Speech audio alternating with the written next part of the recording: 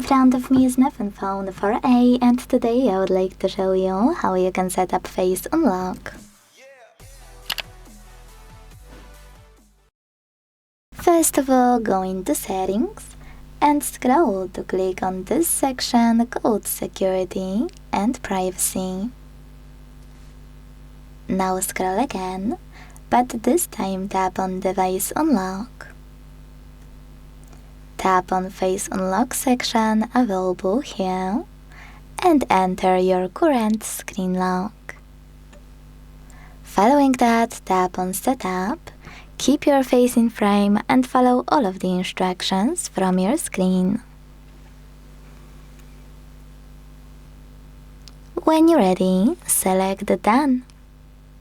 Then click on those two options if you want to switch them on or turn them off, and if you wish, add another face data. Let's check out if it worked. When I shut off my screen, turn it back on and look at it, I can see that Face Unlock is working properly. Thanks so much for watching. If you enjoyed this video, leave a like, comment and subscribe. Bye!